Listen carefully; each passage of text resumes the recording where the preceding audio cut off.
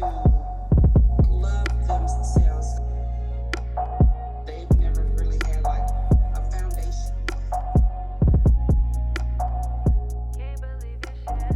Welcome to the show. So tonight we're talking about Reiki and what Reiki is and how it's a healing modality. So I'll share a personal story of mine. In one of my mini classes and certifications, I got the chance to do some level 1 Reiki. And just feeling energy for the first time was interesting. I'll use the word interesting because you can feel it all the time, but you never really know that that's what's happening until you're forced to focus on it.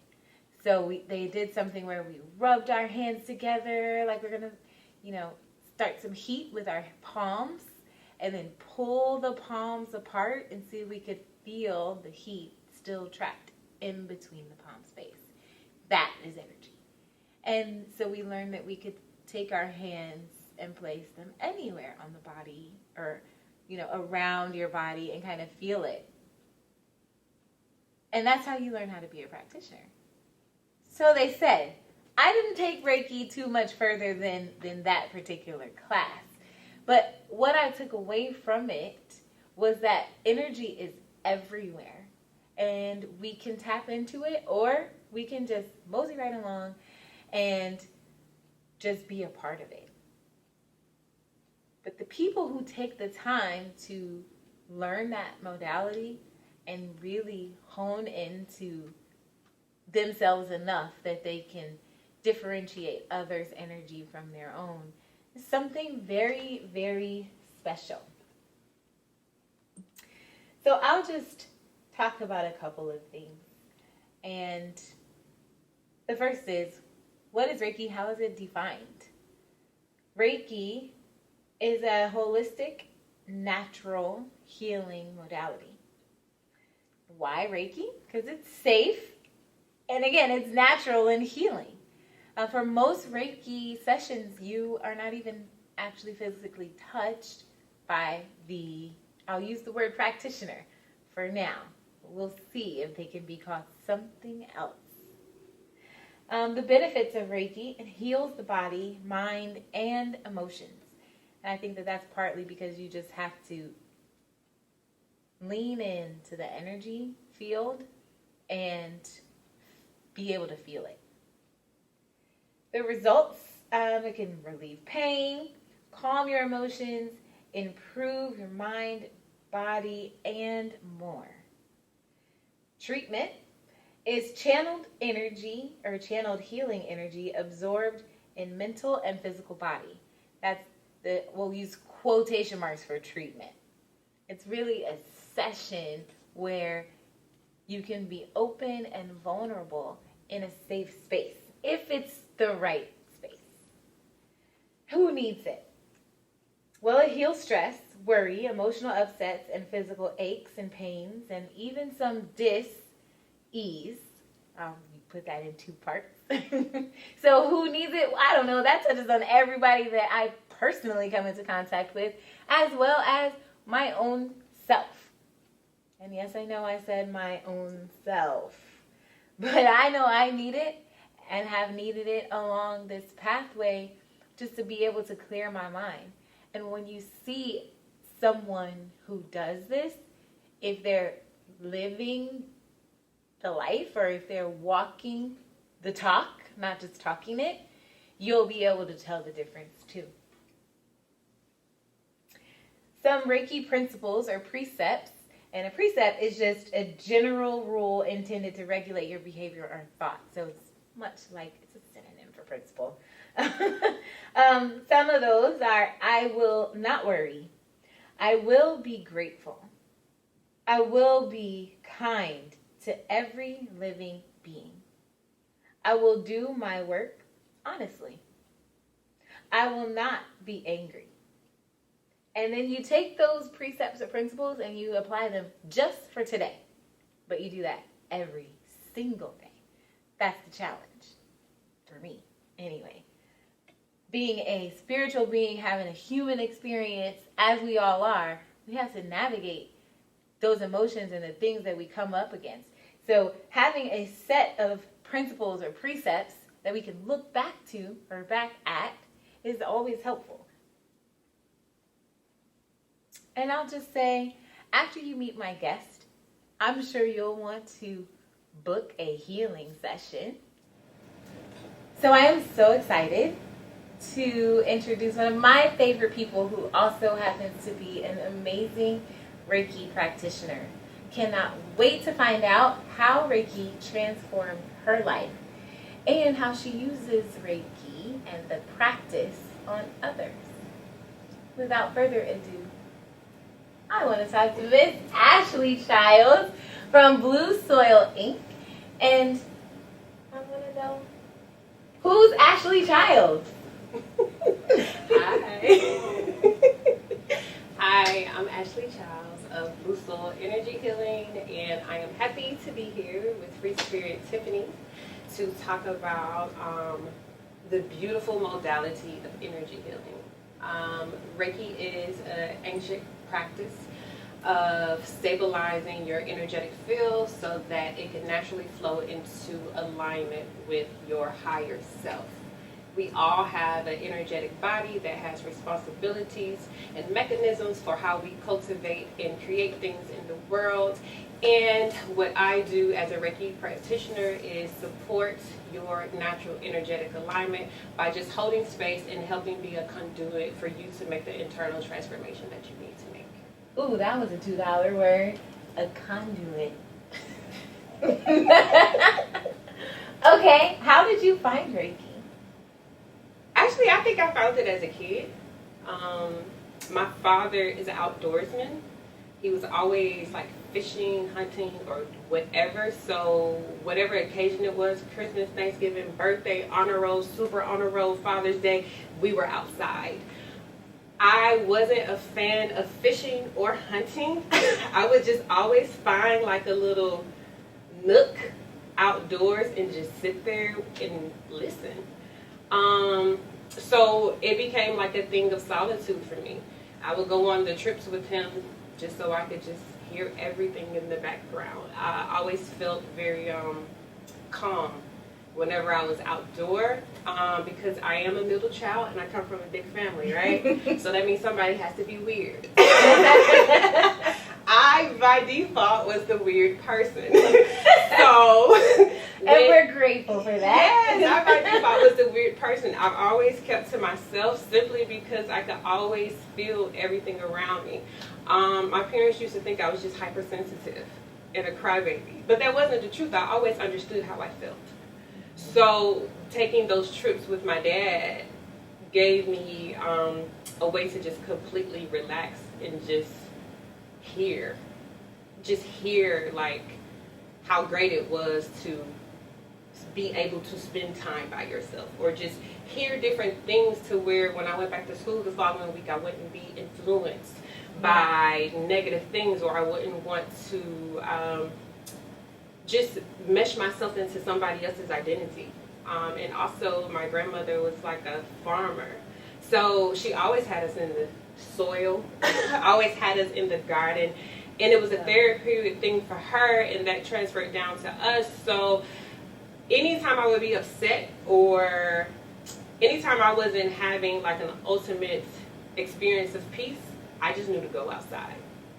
And once I went outside, because I was an obedient kid and I liked listening and doing as I was told, it was easier for me to turn on my internal ear to be obedient. So I found it as a kid. I didn't understand what it was. I just knew that I was too smart for my age, and it was beyond what my parents could teach me. So in order to share that with them, because I already thought I was weird, I just utilized poetry to articulate what I was able to see what was going on. Yeah. Because from that standpoint, if I'm using poetry, now you're thinking it's my intellect, you know, and you're more welcoming to that. However, if I just come to you as this confident kid and call out everything I see, Now you're thinking I'm being grown. Yes. I'm being sass. I'm not staying in a child's place. So that obedient ear, like I just heard articulate this way so that they can receive it. It was able to let my parents and all the adults in my family receive the truth that I was bringing without judgment. Right, because in poetry you're using beautiful words, so they're like, oh, that's easier on the ears than to hear the wisdom sometimes out of the mouth of babes. Yeah, nobody. Sometimes it's hard for adults to come to terms that children are students and teachers just as well as we are, and sometimes we feel like we've earned access to know more, but that's not true. You can never know more than anybody else because everybody's an individual and they have the capacity to learn different things to carry out their assignments. So, as it pertains to Reiki, I kind of just surrendered to being a practitioner simply because I come from a community in which we are oftentimes intimidated by our higher selves. So it's how do you make a return to the goddess that you are without doing it in an egotistical way? You have to surrender. So now it's let me pay attention to my body. Your body is the greatest navigation tool that you could ever have.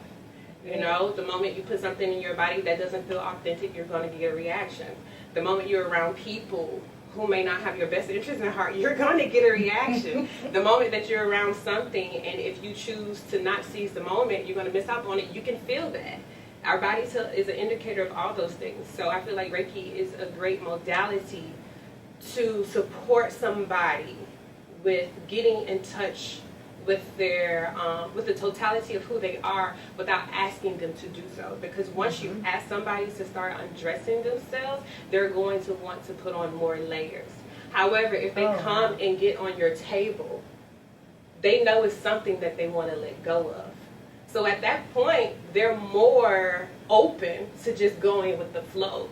So I just think that's a better mechanism than sitting somebody down and itemizing problems and telling them that they got to unpack them a certain way. No, just let your energetic body be supported so it can speak to you.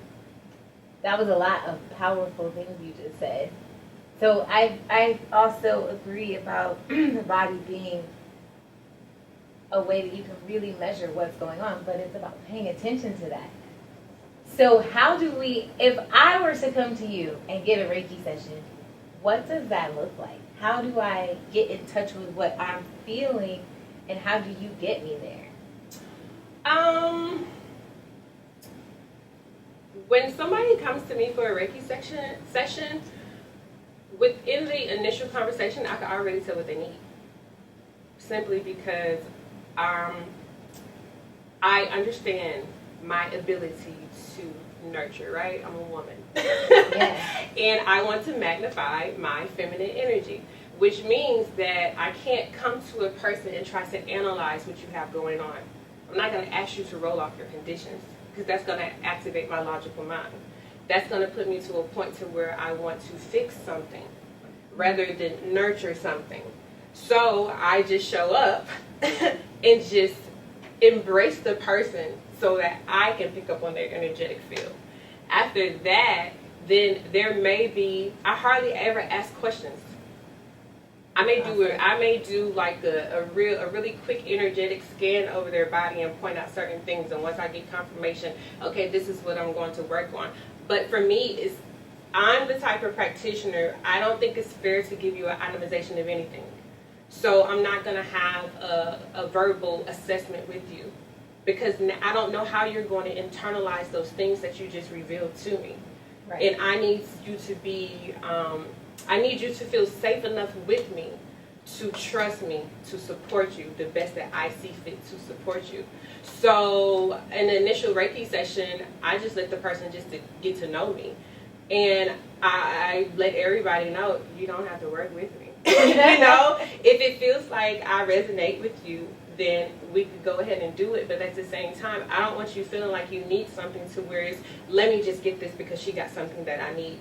It shouldn't work like that. It should be in alignment. I want to support you, not give you something, you know? So a Reiki session is pretty much a brief introduction. I put the person on the table, I do a body scan, and I just go over whatever needs to go to. It's usually from crown to the soles of the feet.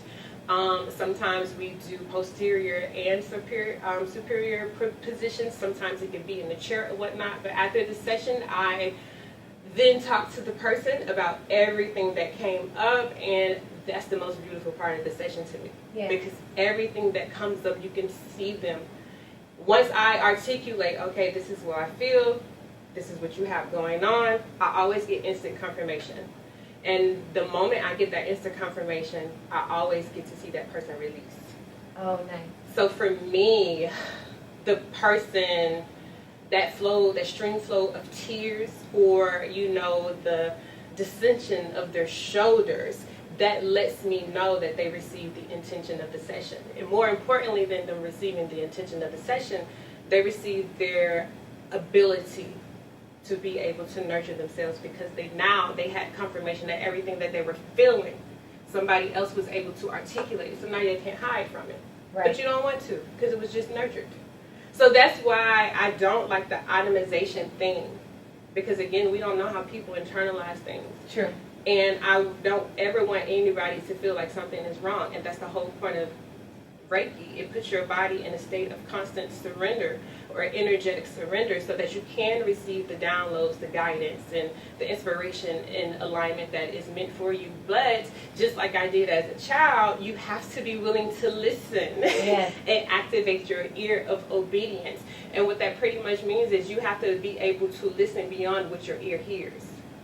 It's like an inner connectivity. You want the confirmation, because the confirmation shows up as, do it now. Yeah. Let it go now. And are you connecting? Are you connecting to the client? Are you connecting? What are you connecting to? When I'm in my session, I just go into surrender. So if you're on my table, I'm not one of those people that feel like I have to tap into anything. I just need to disconnect from myself. Yeah. Enough for it to be all about you.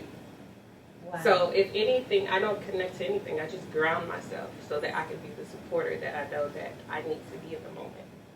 Yeah. Oh my goodness, that just gave me chills a little bit. I want to clarify also, when she says table, we're not talking about like a kitchen table. We're not gonna lay down like our bedside table, but you're using a massage table, right? Yes, I'm using a massage table. If it happens to be in a space to where I meet somebody in public and their picnic tables, you know, I'll use that. I'll put like a yoga mat on it or a fitness mat and utilize that, which is always fun because spectators get engaged. Oh, yeah. You know, afterwards, you know, and it's like they can see it and then they respect the session. Afterwards, they come and they ask questions, and it's a beautiful thing because, again, you can see somebody being enlightened. So it's something about that outdoor. Being outside offers an ambiance of divinity, simply because everything outside is beyond our control. True. So you're more susceptible to be in a state of high receptivity when you're outdoors. Yeah. So I like outdoor sessions a lot. A whole lot. Okay, so I'm booking my next one for outside. Okay. I'm nervous. I don't know why I just got nervous, because I love outside on my own terms. But then that's what you were talking about with the surrender. Also, your client has to be willing to put themselves in your hands, or their energy rather.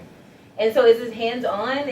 Are you touching people, or is it like hovering? So I've seen something on TV where it was like they're hovering like this, and it looks like their hands are floating around in it. But of course, this is TV. So now that I'm talking to an actual expert, what does it feel like? Like, how do you do it?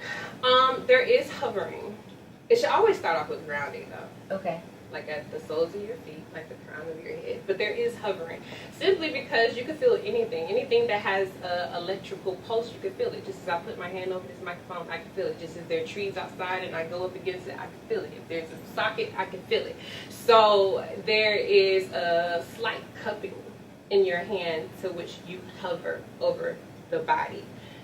Traditionally in Reiki, you do not touch people, right? You do not touch them above like their sacral chakra. When you're up in this, it's just hovering.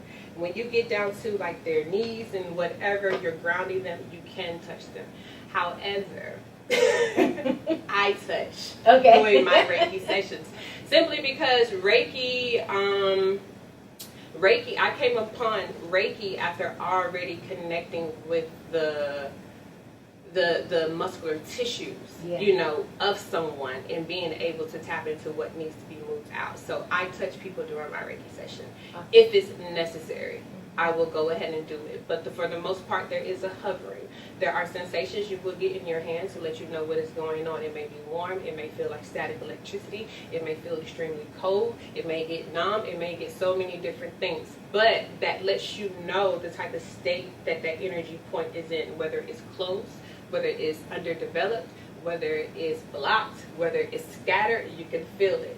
So at that point, we go over the body and I release and affirm what needs to be in that moment.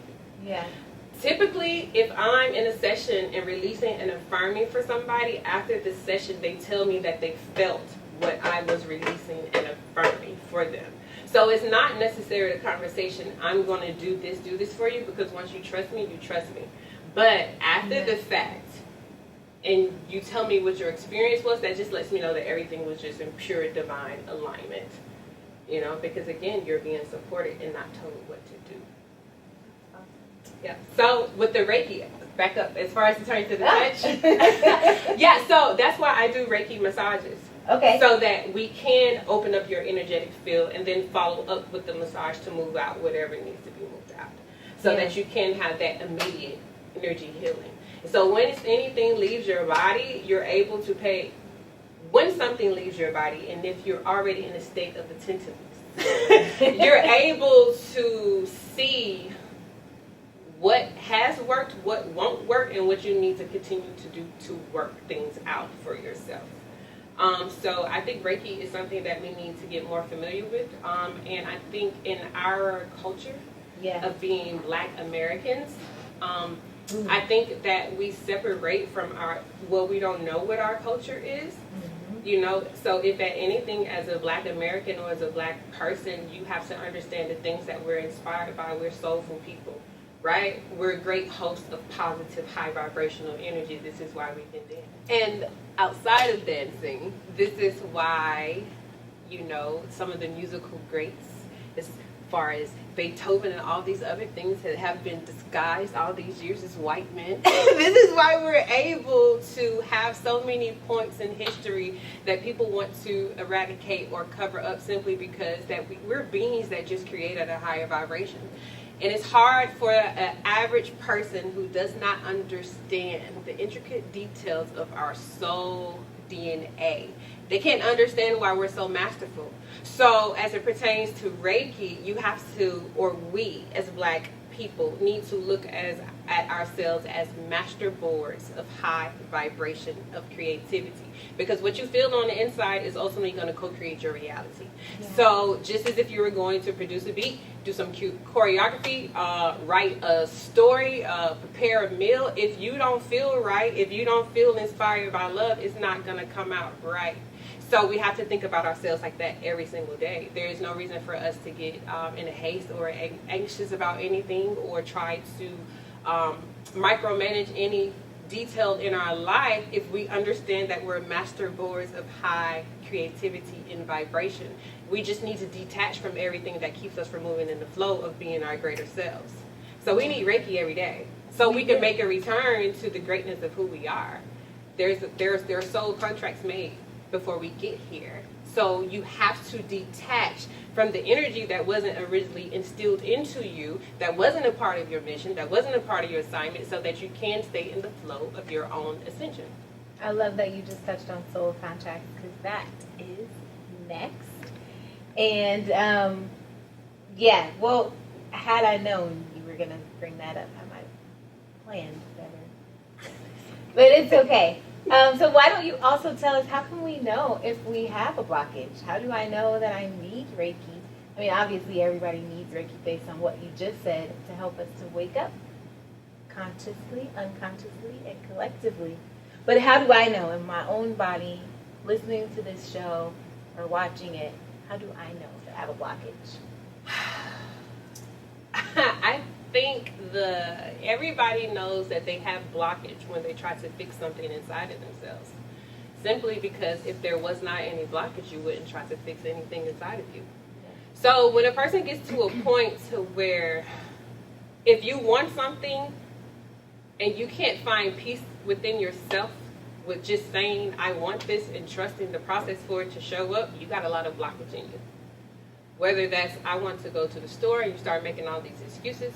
Whether that's, I want to fall in love, and you start making all these excuses for why you're not going to do it. Whether that's, I want to pursue this or pursue that, and you start making all these excuses. So ultimately, you got blockage in you if you're not able to activate what your subconscious is delivering to you for your own positive benefits. You understand? Yeah. So if there's anything showing up that makes you hesitant to be your full out self, you have blockage. For some people, it shows up physically.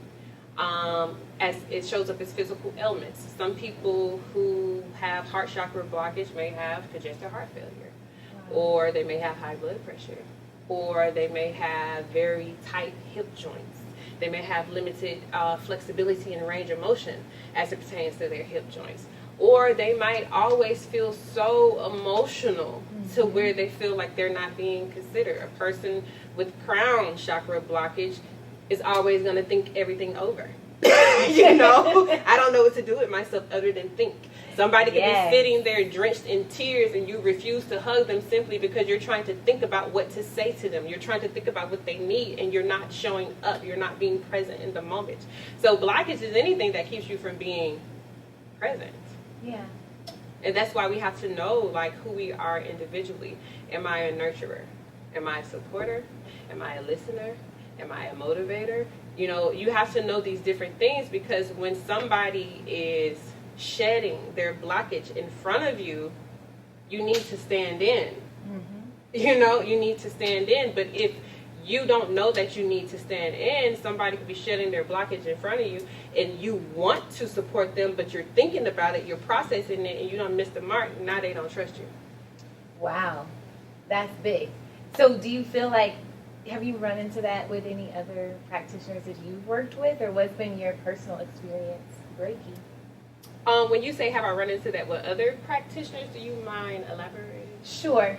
Have you ever trusted your practitioner, whoever you were going to see, maybe you learned from them, or maybe you were just trying it out for the first time, and you felt unsafe afterwards, or that you felt, okay, this is not someone that I can trust to release this energy for me, or whatever, and kind of explain, if you have, what that felt like. Oh, absolutely. Actually, when I was in training, it's a very hands-on thing. Mm-hmm. And there were certain people that my spirit just told me not to partner with. Yeah. And then once they go to telling their stories, there's a difference between a practitioner and a healer, right? Yes. A practitioner is able to learn things and implement them. A healer is able to carry the presence of bridging the gap between what is needed today and what doesn't matter for tomorrow. So a healer is able to address the core content of everything that is going on without being attached to, I did that. Yes. A practitioner is usually going to attach their identity to the client's journey and make it of a I did that, right? Practitioners usually practice out of validation, wanting to do something, I want to count, or wanting to minister to themselves. Yep. A healer just simply do as they're told.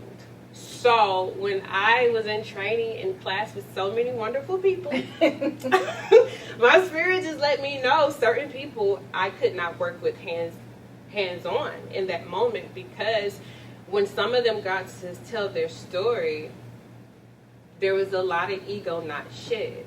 Yeah. You know?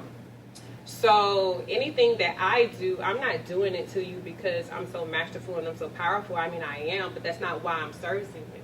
I'm servicing you because we flowed towards each other and I have something that can support your own need for yourself. So for me, if it's a practitioner who operates off the I factor, Yeah. you can't touch me. Mm-hmm. Because I'm not here for your own validation. I'm not an ego stroker. I'm not an ego stroker, so I'm not here for your validation. So I have experienced that.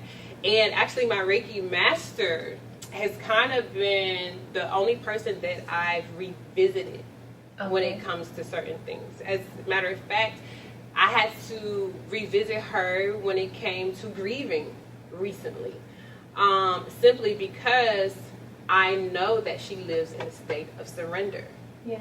You know, even her preparation to support me is not about her. So as it pertains to getting with the person that you can trust, you just know when people are all about you. You just know when they're all about you. You know when they're trying to sell you something. You know when they're trying to convince you to do something. And then you could just feel when they're all about you. Traditionally, if you come across somebody and you feel like it's safe for them to hug, that's probably a person who can assist you. You know? True. When you feel like, I just want to give you a hug, there's a connectivity there to where you're already embracing each other's spirit. That's who you want to go along with. You don't want to go along the person who's going to tell you all their statistics and tell you why you should come into them. That's a salesperson. So it's for validation. So it's like you don't even know the impact that you made as a healer. You don't care about it. You just want to know that you did what you were told. But that practitioner person who's going to go straight off statistics, that's too logical for me. I don't trust that.